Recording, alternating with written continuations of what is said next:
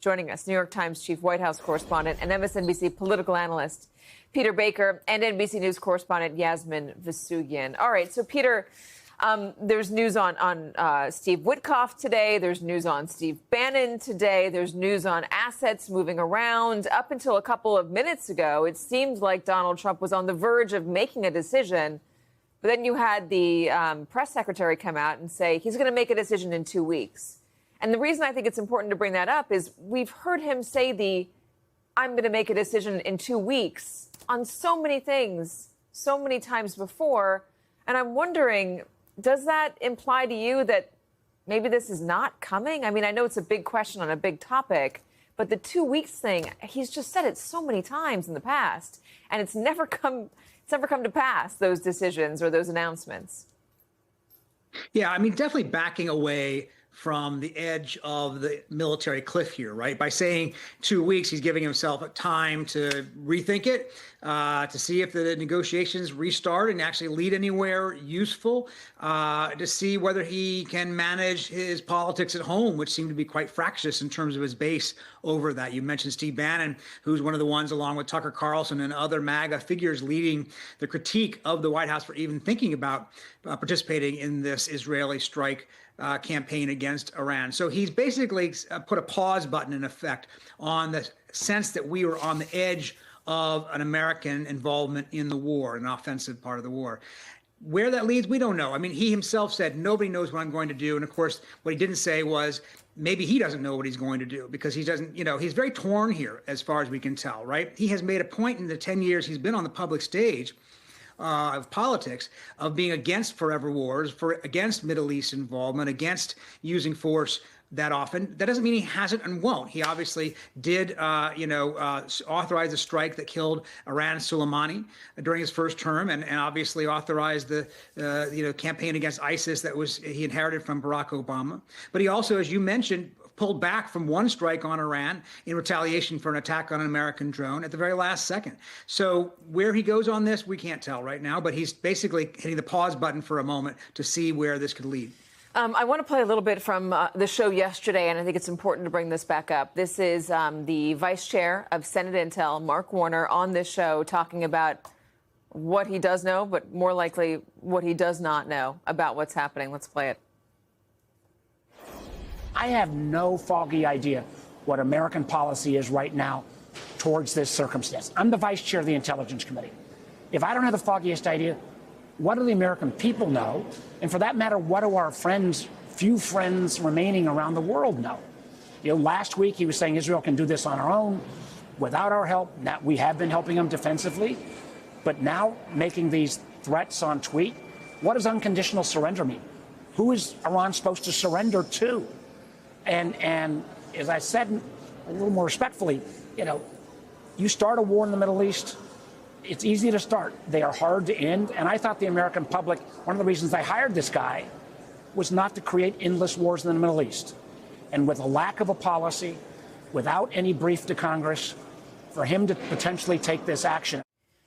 Peter, how give me the context here. How normal is it for a member of the Gang of Eight to not have the foggiest idea of what the administration is doing when it comes to potentially striking a foreign government, striking their nuclear facilities, and saber rattling against their leader?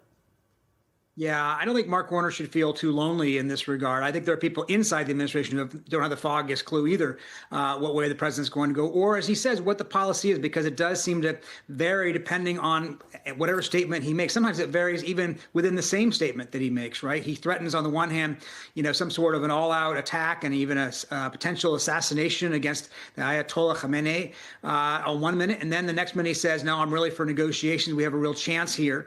So how much is he rattling the saber in order to try to leverage that threat into a better negotiation?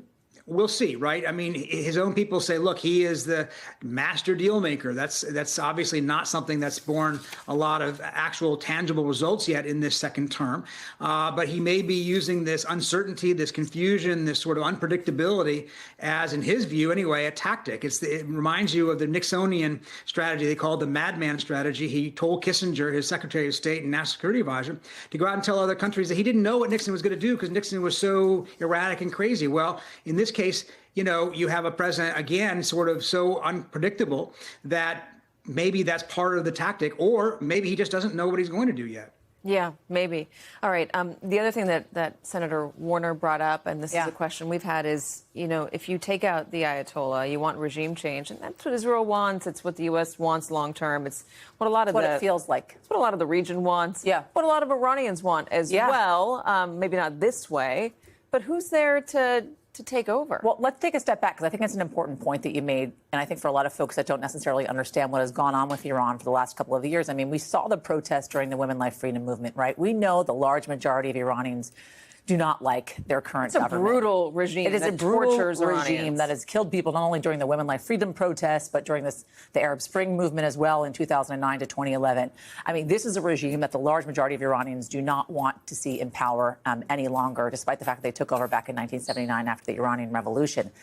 That being said, Iranians are extremely nationalist, right? They don't necessarily believe, though, with the fact that they don't want the regime in power, that the Israelis or Americans have their best interests in mind. Yeah. And they think that especially because the way in which this campaign has been carried out. And I only say that, Katie, because, I mean, they are running for their lives, literally and figuratively, if they can. And let's not forget, the large majority of Iranians make a couple $100s a month. That is the average salary. And we have an unemployment rate of almost 50%.